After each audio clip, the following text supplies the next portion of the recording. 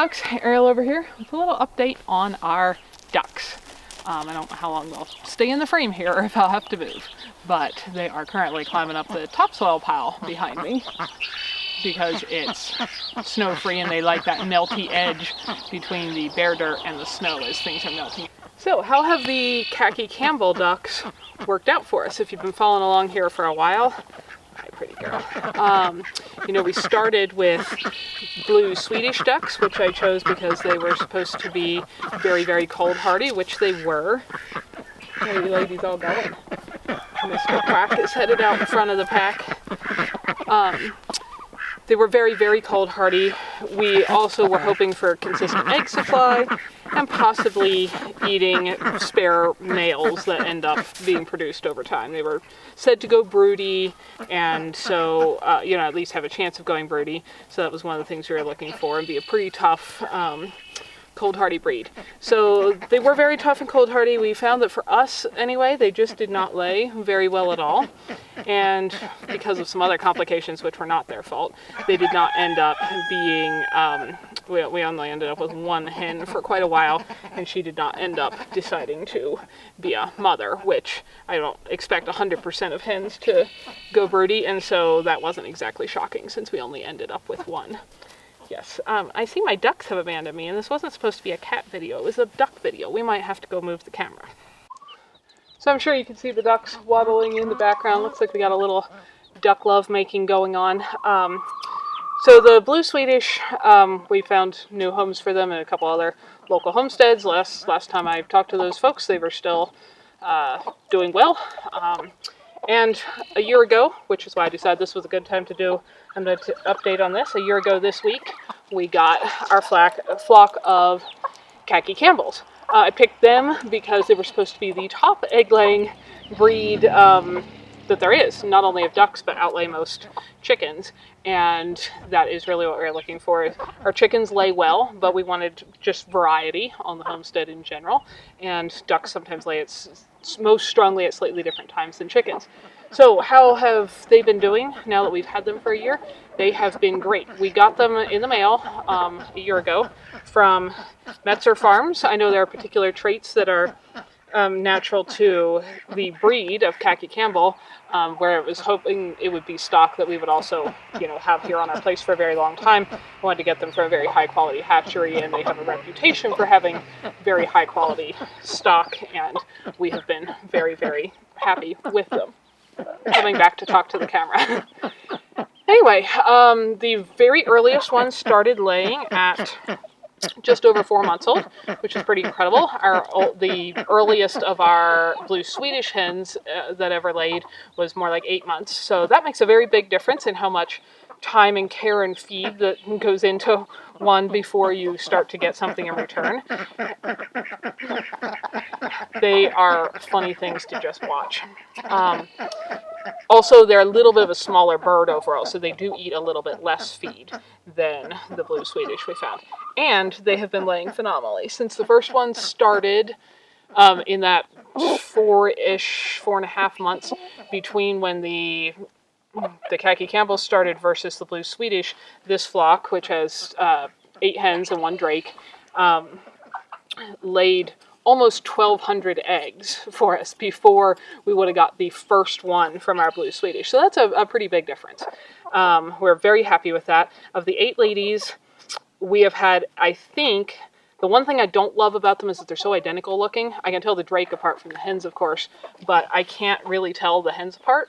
And that's one of the things I love about our chickens is that they all are so different. I know who's who and what they're doing.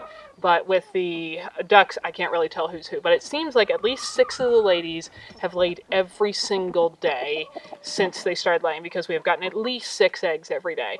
For a spell there, we were only getting 6. As they all started laying, we went up to getting 8 eggs a day. And then it went back down through some of the coldest, shortest daylight months of the winter to only getting 6 a day. And now we're back up to generally getting 8 a day. So I'm not positive where I can't tell who's laying, and they mostly lay them very early in the morning before I get up. So I'm not even there to observe. But so it could be that they're all taking turns and each taking different days off. And that it's not some individual hens laying every day and some taking a break, but where it was so consistent and it wasn't sometimes 5 and sometimes 7 and so on. What I suspect is going on is that we had 6 that laid nonstop and 2 that took a break. Hey, please don't bite my leg. And now they're all back to laying again. I was expecting a little smaller egg than the blue Swedish were laying because they're a little smaller bird, and that would have been fine. And they started a little smaller, as birds generally do when they first start laying, but now I can't really tell a size difference between what we are getting from the Swedish. They're a very large egg, and so they have been extremely productive, and we're really happy with that. They did seem to me on the coldest days, when it's below 0 Fahrenheit, 20 below, that kind of thing, to be a little less cold hardy than the blue Swedish. They seemed fine, especially where we have our duck water setup figured out. If you want to go watch the video I did on how I did the duck tub to keep them from splashing in it and freezing themselves to the ground, which our Swedish were doing in the winter at times overnight. Since we got that resolved, that's never been an issue. Never had a duck freeze herself to the ground again. But some of those very cold mornings, they would come out through the snow, which they would still do. They could have stayed in their pen, but they didn't. But sometimes they'd stop and kind of like pull their feet up into their down and like sit there like, this is a little cold, which I never saw the Swedish ducks do.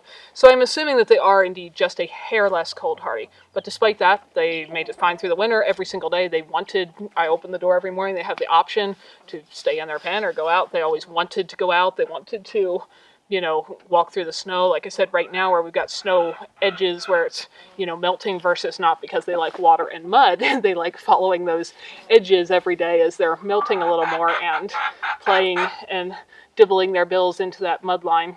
All through the summer, they ate very, very little food between our creek line out front and the ditch, and they went through the orchard and they went through the garden. So far, without disturbing anything in the garden. They didn't try to dig up the potatoes like the chickens do. They ate so many bugs and I don't know what all that even though I would feed them every night inside their duck yard and they would come in, they ate very, very little feed. Now they have eaten a little bit more volume through the winter, but that's starting to go down again as things melt out here again, and I expect that they will again need very little food all winter. We have yet to have anybody go broody. I have read very varying reports on that tendency in Khaki Campbell ducks. So I don't know if any of these moms will ever go broody. That'll be interesting to see. Hi, baby. Hi. They have not yet. I can say that. I don't know if some of them will. Like I said, they're just a year old, and we're just heading into spring. As you can see, most things are still pretty snow-covered.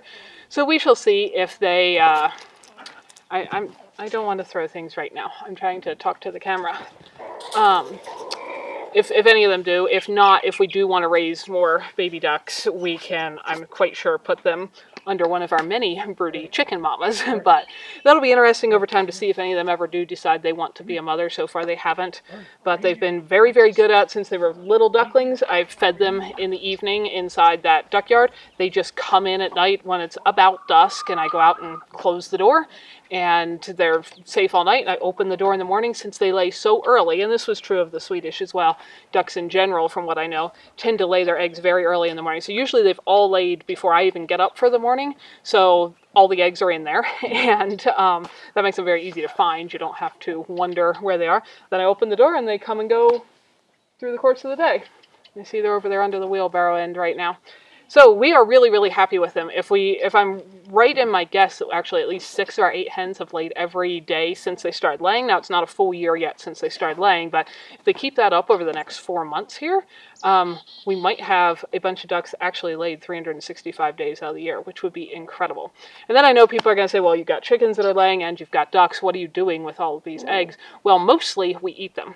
We eat a lot of eggs for breakfast every day. I use various eggs in various baking, and even if I make meatloaves and stuff, you make egg pies. I've heard real men don't eat quiche, so I definitely don't make quiche, but we make egg pies, usually without a crust because I'm lazy, and so that takes a lot of eggs. And I do, if we have plenty, my brother gets all he wants because he'll take care of the one that lives closest to us here, because he'll take care of the birds if we're gone for a while, and sometimes we have some to spare for other friends and family, but mostly we eat them. And we share some with these critters. Every day the cats and dogs get a couple duck eggs. that they eat as part of their diet, since they're mostly raw fed anyway. It's a very good supplement to their diet. They all seem to love them. And so we are really happy so far with our choice of Khaki Campbells and hope to keep this flock here on the property for quite a while. So if you're considering the breed, that's my thoughts after having them for a year. I'm glad we've got them and plan to keep them for a long time.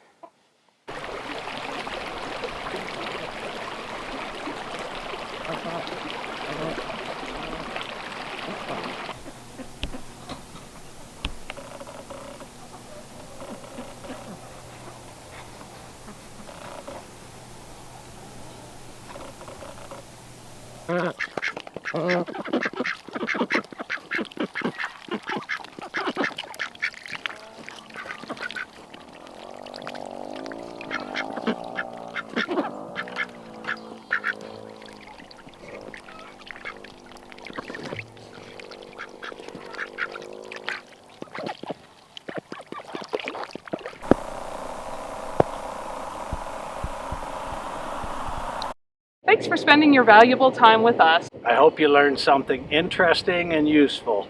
Or found something beautiful here.